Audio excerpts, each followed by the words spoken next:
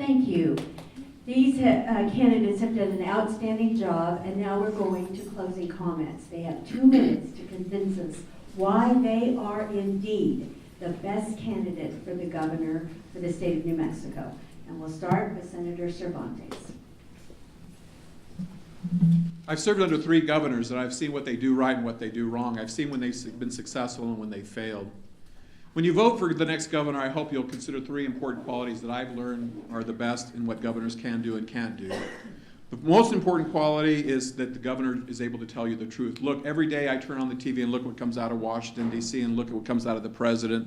I look at people who can't give you straight answers and be truthful with you. We need somebody who's going to tell us the truth, because it's only by recognizing the truth we're going to solve our problems. We're not sitting on $23 billion. We can't use land grant permanent funds for things outside of education and economic development. We use severance tax funds to already fund our tribal infrastructure and our colonial funds.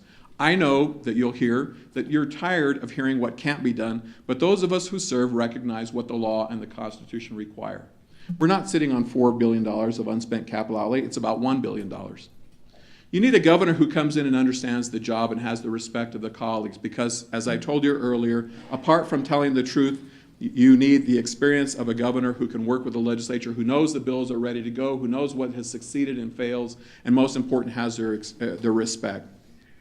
Remember, when you leave here, if nothing else, with all the numbers flying around, it's been 44 years since we have a governor who comes out of the legislature, who's balanced a budget, passed laws, and worked with legislative colleagues. I've done it, and I've passed the bills, and I'm ready to go to work on the first day, unlike this governor, who we took chances on and hoped for the best, and then were disappointed by, or in our president, or in past governors, Governor Johnson and others. And the last thing I'll ask you to do is recognize, you're looking for a governor of courage. Our last 3 governors have come into office looking for higher office from the very first day. Gary Johnson, Bill Richardson, Susana Martinez were always looking for the national spotlight and the stage, rising the political ladder. When you do that, you're responding to special interests, to polls, you're responding to a national profile. We need a governor who's prepared to make courageous decisions, do the right thing, do the service to the people of New Mexico, and then go back to the farm and get to work. And that's our campaign slogan in this campaign. Let's get to work. We know what to do. I want to work with my legislative colleagues, and I'm proud to have many of their supporters in our campaign. Thank you. Thank you.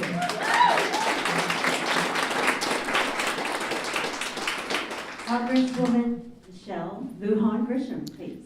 Thank you. So I also believe that it takes experience, vision, and leadership to be an effective governor.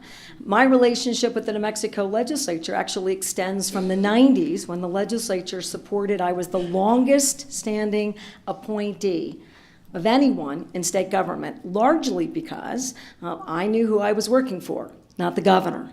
I was working for the people of New Mexico. When we talk about courage, when I couldn't get anyone to take on the special interests of nursing homes or insurance companies, I went undercover as a resident.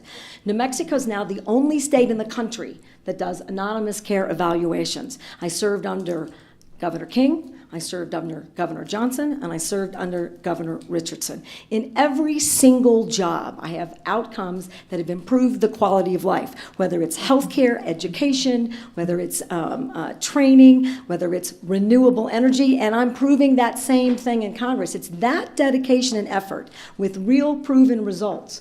The only candidate that has a track record in every single position that has moved the needle, not at 50th, but number 1.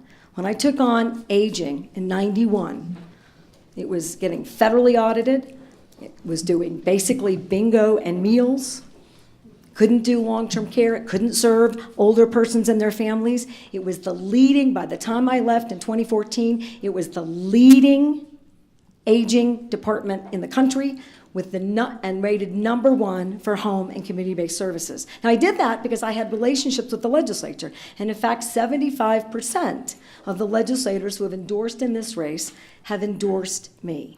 And that's because I worked with them inside their communities, with their constituents and their families, building infrastructure and programs that have made a real difference.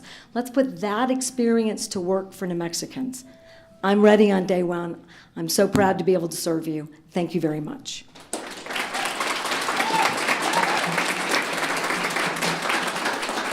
On this campaign trail, you've heard all their political experience. And they literally have turned and said he has none. And that person they're talking about who came out of that legislature 44 years ago is sitting right back there in a yellow shirt, my father. But my father wasn't a career politician, and he wasn't an attorney or a trained attorney.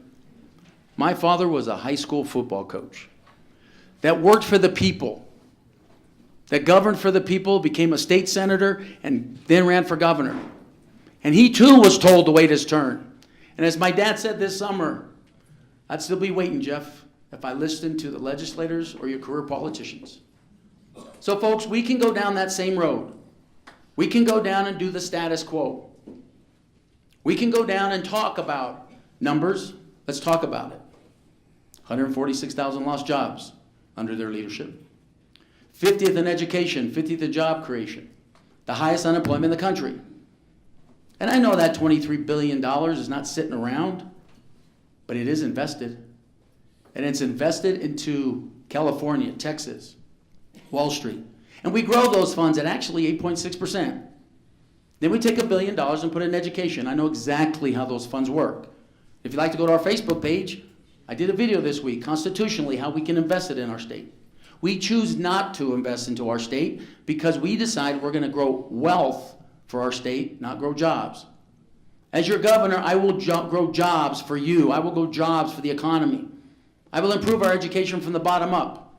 Every teacher will get $10,000 to $12,000 more a year. And every state employee and every teacher will get a 3% raise annually.